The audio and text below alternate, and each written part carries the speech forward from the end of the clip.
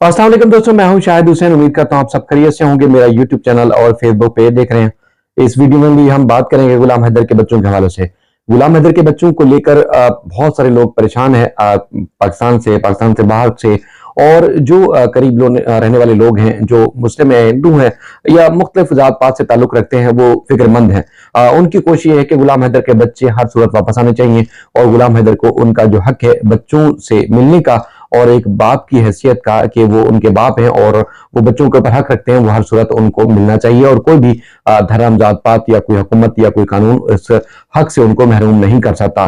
गुलाम हैदर को उनके बच्चे मिलने चाहिए। लेकिन जो सचिन की और उसके बाद फिर वहां पर उनके खानदान की जो बेटियों के साथ खासतौर पर जो रवैया नजर आता है, उस पर लोग बेहद परेशान हैं और उसके ऊपर अपना भरपूर किस्म का रिएक्शन भी देते हैं। इंडिया में कई ऐसे चैनल्स हैं, यूट्यूब चैनल्स हैं, जो खासतौर पर जब इस मामले में कूदे तो उसके बाद वो जातियात पे आ गए और एक दूसरे के ऊपर उन्होंने कीचड़ उछालना शुरू कर दिया।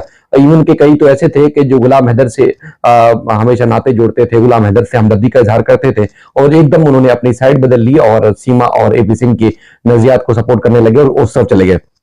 लेकिन कई ऐसी बहनें हैं, कई ऐसी रिस्पेक्टेबल खवातीन हैं, जो घरेलू खवातीन हैं, लेकिन उनकी ये गुलाम हैदर के साथ जो हमदर्दियां हैं वो जुड़ी हुई हैं और दिन रात वो किसी न किसी तरीके से अपनी आवाज गुलाम हैदर के हक में बुलंद करती रहती हैं। और उसके बाद फिर अगर कोई चीज ऐसी देखती हैं वो आके सचिन जो बच्चियों के साथ कोई नारवा सलूक कर रहा है, कोई बदतहजीबी बदतमीजी कर रहा है, तो उसके बाद भी वो खामोश नहीं रहती, बल्कि वो अपने इस मामले के ऊपर भी अपने जज्बात के इजहार करती है और शदीद किस्म का रिएक्शन देती हैं, शदीद किस्म का रद्द अमल देती हैं।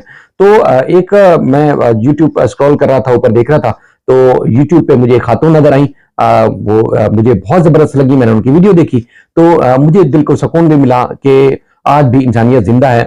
इंसानियत क्या, वो लोग जो यानी कि किसी भी तरह से वो रिलेशन नहीं रखते गुलाम हैदर से या उसके बाद फिर किसी भी मुस्लिम से, लेकिन उसके बावजूद वो इस इंसानियत के नाते, वो इंसानी हमदर्दी के तहत जो है वो मजलूम के हक में सामने आती है और मजलूम के लिए वो बात करती हैं।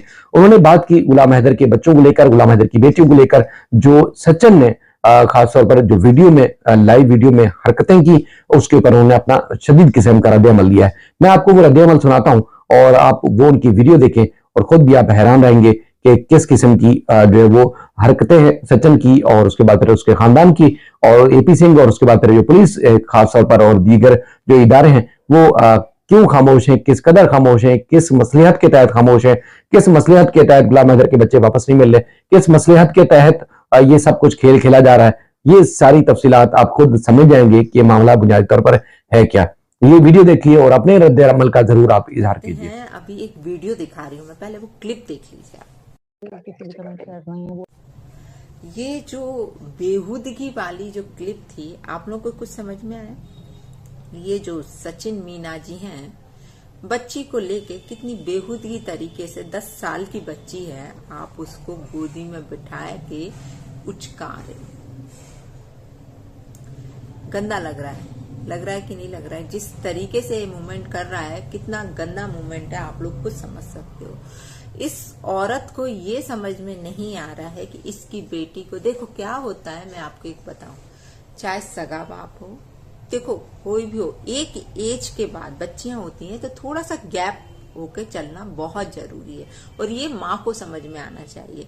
आज जैसे घर में फादर है हमारे, तो अपन ऐसा नहीं है कि जाके उनके पास बैठ के बिल्कुल टच होके बैठ रहे हो। सब एक मर्यादा होती है, जो मर्यादा हर लड़की, हर औरत मेंटेन करके चलती है कि ये हमारा भाई है तो ये हमारे पापा है ना। हर रिश्ते में जो चाचा है, जो ताऊ है, तो उनके साथ एक मर्यादा में बैठा जाता है ना। और यहाँ पर जो सचिन मीना कर रहा है, क्योंकि सचिन मीना जो है वो सीमा से आधी उम्र का है, ये तो आप लोगों को भी मालूम है। और जो बच्ची है, आज सचिन मीना ऐसा लगता है कि 22-23 साल का हुआ, बच्ची कितने साल की? 10 साल की, है ना। तो आप बता दीजिए कि एज डिफरेंस इतना कुछ है नहीं। और देखो, दूसरे के बच्चे दूसरे के ही होते हैं, अपने अपने ही होते हैं। और यहाँ तो आजकल क्या क्या नहीं हो रहा दुनिया में, सबको मालूम है। तो थोड़ा सा ये सारी चीजें एक माँ को ध्यान रखना चाहिए कि आपकी बेटी को कौन कैसे कहाँ टच कर रहा है। ये बच्ची तो भी छोटी है, बच्ची को तो अभी समझ में नहीं आ रहा होगा ना कि वो आदमी उसे कैसे टच कर रहा है। ये तो हमें अपने बच्चों को सिखाना होता है कि आपको, क्योंकि गुड टच बैड टच आजकल स्कूलों में भी सिखाया जाता है कि गुड टच क्या होता है, बैड टच क्या होता है। लड़कियों को अलग से पूरी इस चीज की उन लोगों को नॉलेज दी जाती है। तो ये शायद ये बच्ची तो अभी तक इस चीज सीखी नहीं होगी, और इसकी माँ को तो फुर्सत ही नहीं है अपने किस किस से बात करने से। क्या बोले अब इसके बारे में। ये तो वो तो मैडम कंटिन्यूसली उस पर चल रही थी, लाइव चल रही थी, तो ना जाने किस किस से बातें हो रही थी उनकी, लेकिन इसको ये समझ नहीं आ रहा था कि उसकी बच्ची के साथ वो आदमी क्या कर रहा है। कितने गलत है। जब हम जैसे लोगों को, अपने कितने लोगों ने वीडियोस बनाए हैं उसके ऊपर कि ये चीजें दूसरों को, दूसरी औरतों को समझ में आ गई, उस औरत को समझ में नहीं आई। थोड़ा सा है ना, इन सब चीजों से थोड़ा बाहर निकलो, अपने बच्चों पर भी ध्यान दो। बच्चे लेकर तो तुम आ गई हो यहाँ पर, लेकिन बच्चों को पालना बहुत कठिन है। अपने में ही मत लगी रहो। और बेटी, खास तौर से बेटियां, बेटे तो चलो पल ही जाते हैं, बेटियों पे कितना कुछ ध्यान देना होता है, ये एक बेटी की माँ से ही आप लोग पूछ सकते हो।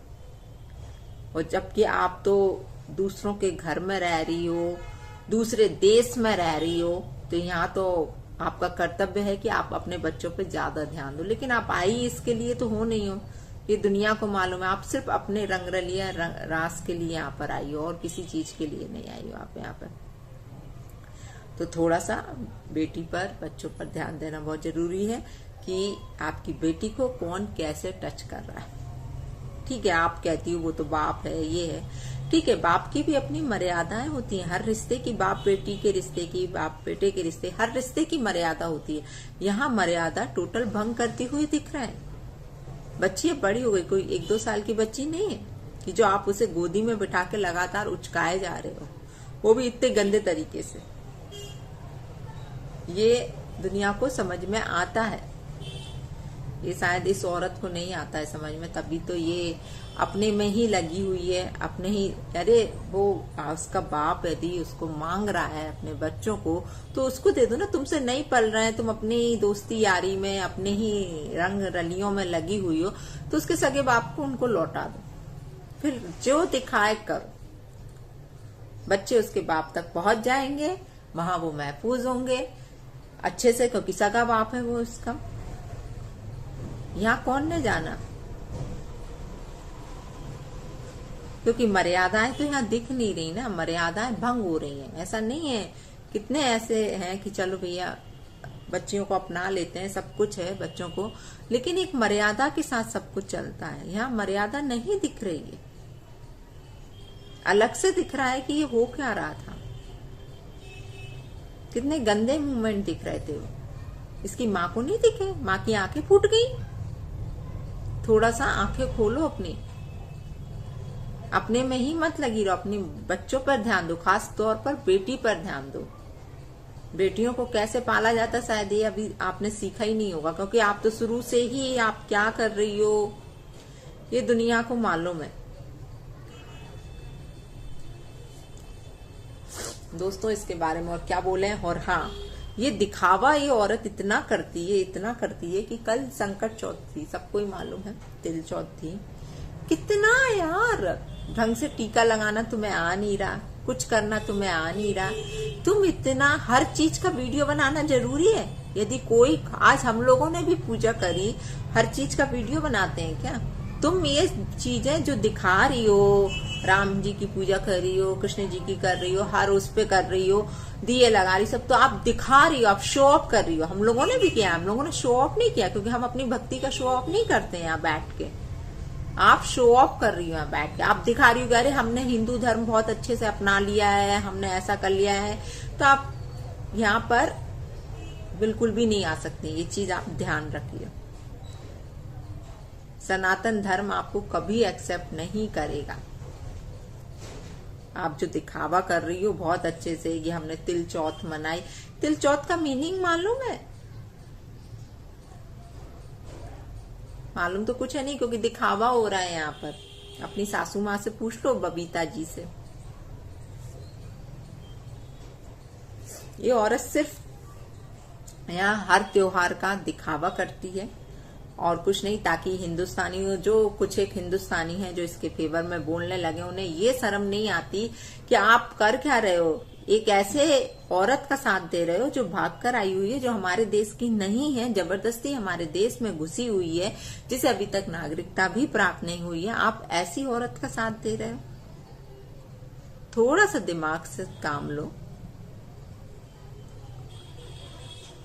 कितने लोगों के कमेंट में पढ़ती हूँ, उसमें कितना कुछ लोग लिखते हैं, तो उनकी मुझे लग रहा है सिर्फ आंखें फूटी हैं और कुछ नहीं है।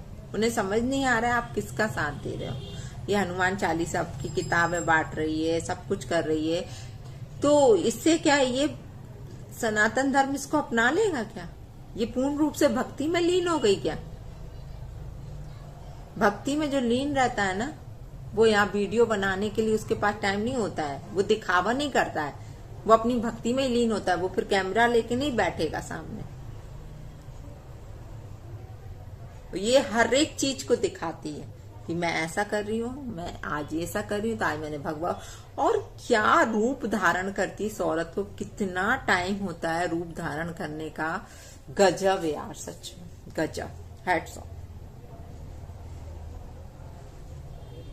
तुम्हारे जैसी बदतमीज औरत नहीं देखी, जो अपने देश की सगी नहीं हुई, वो हमारे देश की, हमारे धर्म की क्या सगी होगी, जो अपने धर्म की सगी नहीं। जिस धर्म में तुम पैदा हुई, जिस जगह तुम पैदा हुई, वहां जहां का तुमने नमक खाया, वहां की नहीं हो तुम।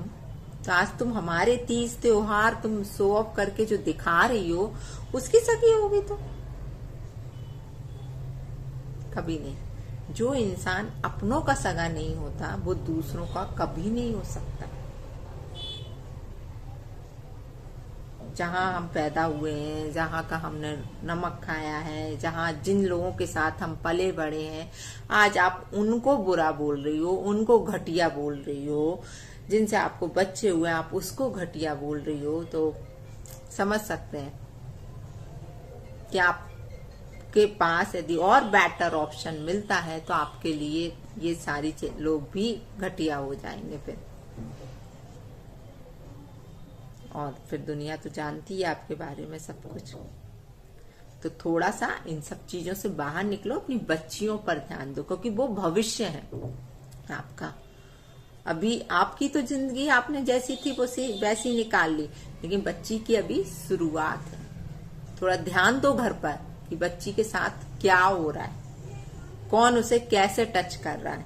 ये सारी चीजें सिर्फ माँ को ही ध्यान देना होती है, और कोई ध्यान नहीं देगा। इस औरत को तो समझ में भी नहीं आ रहा है बिल्कुल भी। तो दोस्तों, आपने गुलाम हैदर के हक में इस बहन की आपने आवाज सुनी।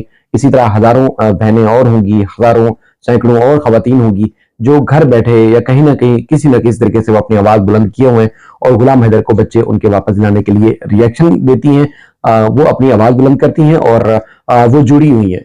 हम उनके जज्बात की कदर करते हैं और हम उन लोगों से भी यही एक्सपेक्ट करते हैं, उन लोगों से भी ये तवक्को करते हैं कि आप सब भी इसी तरह गुलाम हैदर के साथ जुड़े रहिए और उन लोगों को के ऊपर सवाल उठाइए, एपी सिंह के ऊपर सवाल उठाइए, आप पुलिस प्रोसिक्यूशन कोर्ट्स के ऊपर सवाल उठाइए, आप अपनी हुकूमत के ऊपर सवाल उठाइए कि क्या एक धर्म की आड़ लेकर कोई खातून इस तरह अपने 4 बच्चों का इस्तेहसाल करवा सकती है? क्या कोई और औरत इस तरह उसको हक मिल सकता है कि वो किसी दूसरे देश में आकर और इस आड़ में बैठ जाए कि वो उसके बच्चे जो है यहाँ सेफ हैं और उनके साथ इस किस्म का इस्तेहसाल जो आपने वीडियो में देखा वो होता हुआ नजर आ रहा हो? यहाँ पे हम खुद देखते हैं कि कई ऐसे हिंदू जो किसी न किसी वजह से इंडिया शिफ्ट होना चाहते थे, इंडिया मुंतकिल होना चाहते थे, यहाँ से माइग्रेट करके जाना चाहते थे और कई गए भी, वहां से वो तंग आके वापस आ जाते हैं।